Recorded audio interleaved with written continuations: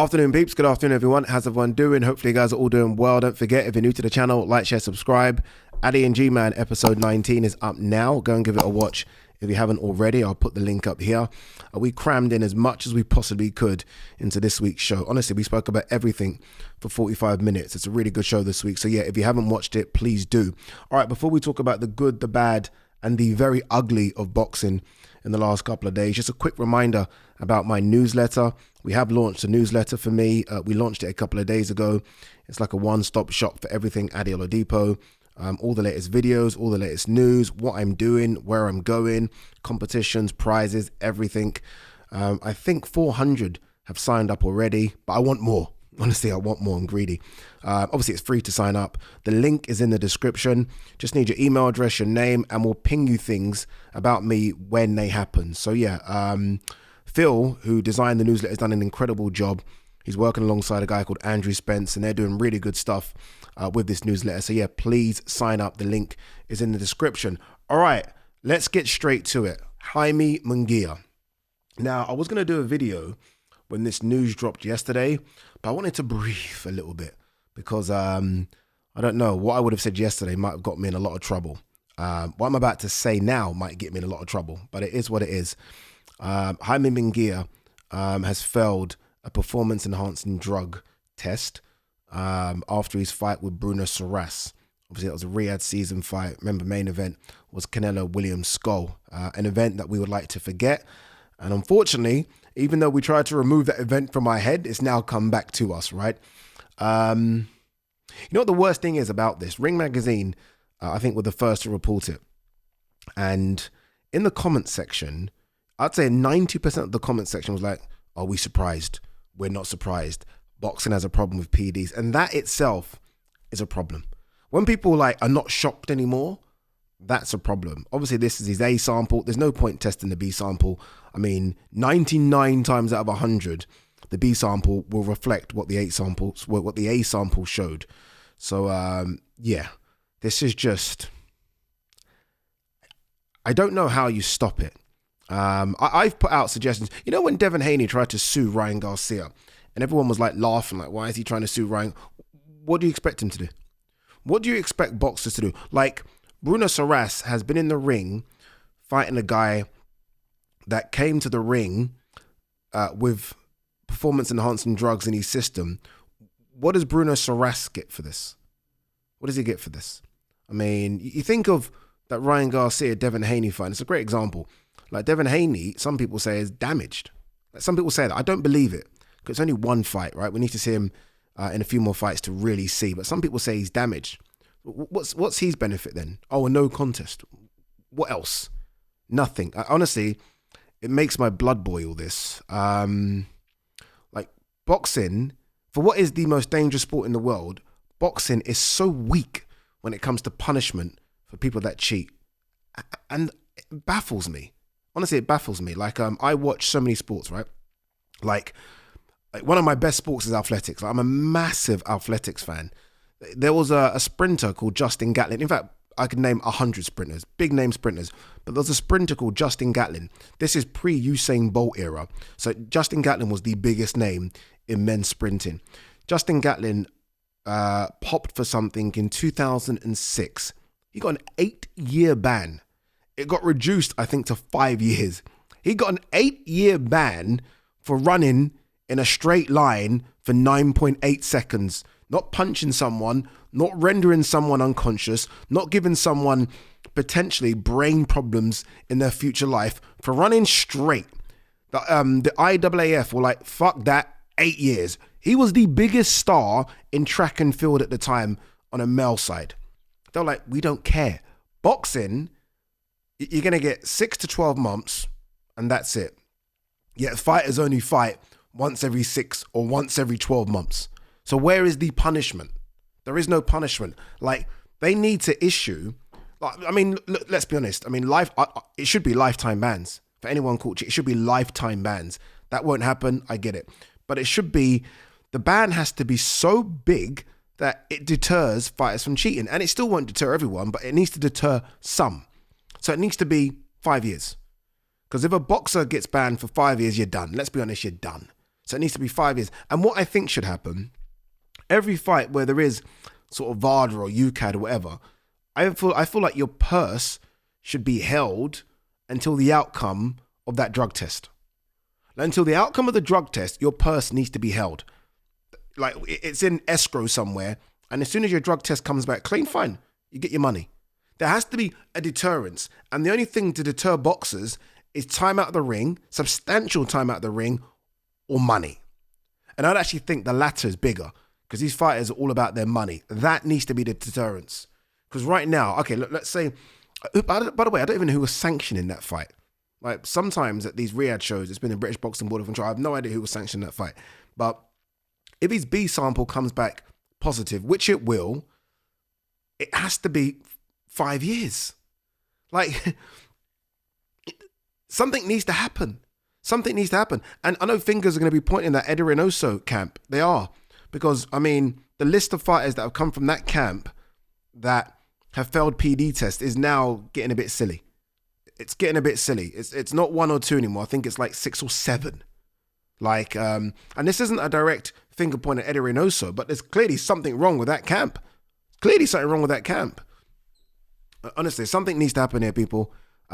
This is why I say there needs to be a world governing body. And I've been screaming about it for years, because I don't trust these individual governing bodies. I don't trust them. I don't trust Nevada State Athletic Commission. I don't trust the New York State Athletic Commission, the British Boxing Board of Control. There needs to be someone overseeing everything that just looks at these cases on an individual basis, or maybe not, and says, that's 5 years.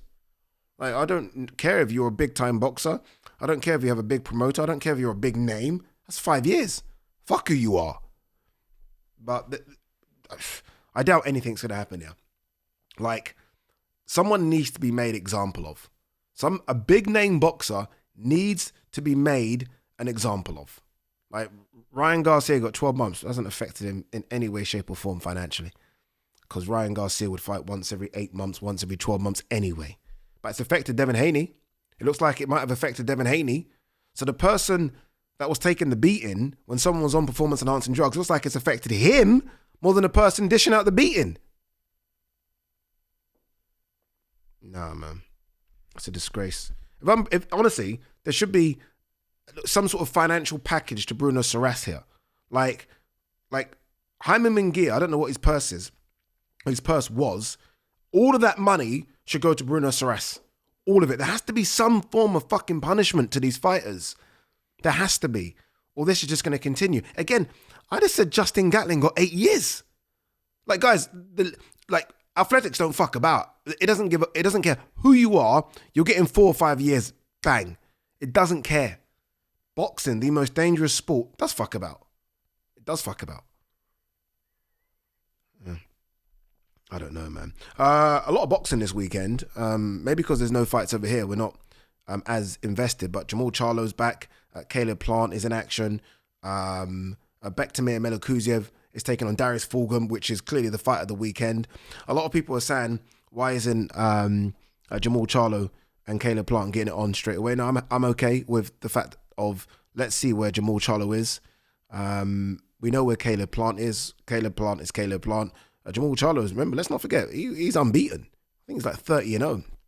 So let's see what he's got in the tank. I still question where the hell his brother is. But some of these fighters get that check and they're like, we're out of here, man. Like, we're done with this. We've been doing this since we were 8 and we're tired and we're done.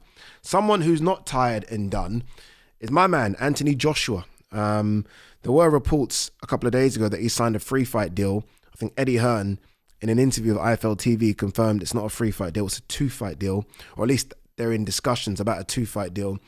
And names that are being mentioned or put forward were Jared Anderson, which surprised me, right? Because never in my wildest dreams would I have sort of picked Anderson to fight AJ.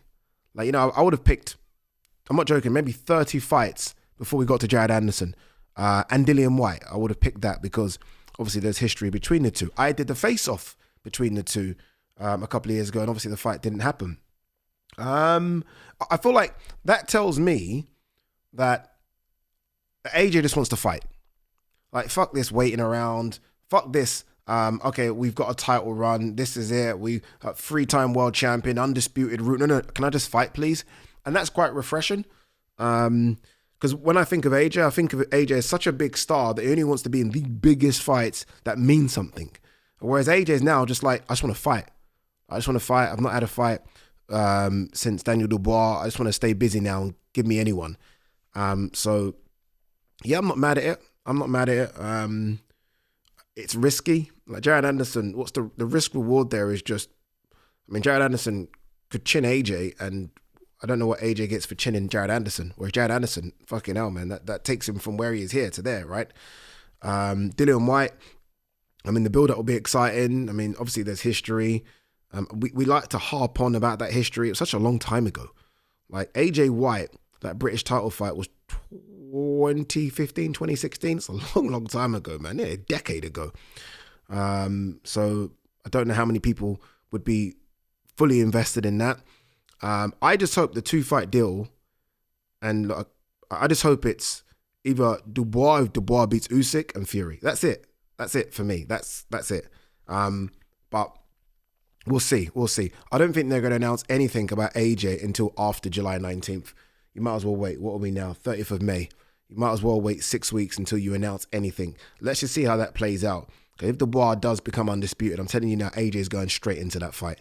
Straight into that fight if he can't get Fury. It might even be bigger. No, it's not. I'm about to say it might be bigger than Fury. It's not. Fury's still the biggest fight out there for AJ. But yeah, let's see what Mr. Anthony Joshua has left, right? I mean, this is now it. I mean, that 2-fight deal might be 2 and done. Maybe. If he looks really good, he always stays in shape, right? Then it could be more. But yeah, we'll see. We'll see once they announce it. Khalil Ko fighting this week against Manuel Galejos. Remember, Manuel Galejos beat Khalil Ko. Stopped him to the body, if I remember rightly. Khalil Ko decided, let's do it again. Credit to him. He's going to Mexico this time. Ain't going to be easy. So yeah, good luck to him. So there is quite a bit of boxing, but just nothing over here. It's weird to have a situation where there's no fights over here, but there is no fights over here. Or no big ones anyway. All right, is there anything else? What's going on with Teofimo Lopez? What's happening to Teofimo Lopez? Like, really, what's he doing? I don't get it. Honestly, I don't get it. These, not even kids, are they? I don't know, man. I don't know if it's a money thing with him, where he wants more money. He feels like he deserves more money. The way in which he goes about promoting himself, I don't know if you guys watch a bit of MMA. There's a guy there called Kobe Covington, who's clearly decided, because his career's pretty much coming to the end, that he was going to just promote himself, and he aligned himself to like Donald Trump, and it was very much, it almost became quite racial with Kobe Covington, so everyone wanted to kill him. And then you'd hear from people in the gym that he's actually not like that. He's really just a nice guy, but he decided, I've got to push myself. I've got to get my brand out there. And he turned into this weird character. And when he started losing, I mean, it just became stupid and silly. Tio's not gone that far down, but I almost feel like Tio's turned into a character. And he feels like, I've got to do this to promote myself. And I feel like it's just not working. I actually think it's stupid. But now, I mean, I think he called Turkey a dictator, and he spelled dick, D-I-C-K, tater. And he actually added Turkey. I'm like, what are we doing here? Like, this is the guy that's overpaying you. Because a lot of these young fighters coming through, look, again, I'd always say this, I want to make sure this is clear. Get as much as you can. It's the most dangerous sport, as I said earlier. Get as much as you can. But if we're brutally honest, I mean, when you hear some of the numbers, you think, oh God, what? Like, I always say it's quite easy to know your worth, pay-per-view buys and bums on seats. Like, if you're a guy that can do what Floyd and Manny and Miguel Cotto did, where, you're always selling out and you're always getting over 400,000 or 500,000 pay-per-view buys, then it's kind of easy to say, well, 1 second, these are my numbers. These fighters don't sell out, and these fighters don't do great pay-per-view buys. So when they're screaming about wanting more this, more that, I'm like, again, get it if you can, but don't get upset when someone brings that number down, because it's quite an easy reflection on what you bring to the table. It's true. All right, guys, girls, I think... Oh, no, the last one. We're ending on this. This is quite crazy, this story. Don King wins purse bid for Kubrat Pulev, Michael Hunter. Now, the purse bid was 1.1 million. I don't know who else bidded. I'm not quite sure why anyone would want to bid on that. But if I'm Kubrat Pulev and Michael Hunter, I'm making sure that money is in escrow now. Because I just don't see how that fight generates even that.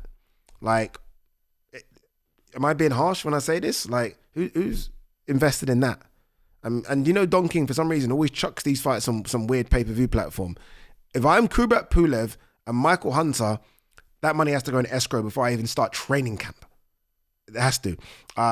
Now, I think the winner of this is likely to fight the winner of Justice Hooney, Fabio Wardley. And then the winner of that, so this is almost like two semi-finals, then the winner of that gets a crack at the WBA champion. At the moment, it's Alexander Usyk, but we are talking a long time to go here. So it's a big fight. It's an important fight. I mean, I'd love to see Michael Hunter versus Fabio Wardley if Michael Hunter still has something to offer. But Kubrat Pulev can be a bit tricky. Very experienced, very big. He smashed up Manuel Charr. Still got something to offer. But Michael Hunter should come for it. Fabio Wardley should come for it. That's a great fight to determine who fights the WBA heavyweight world champion. All right, guys, girls.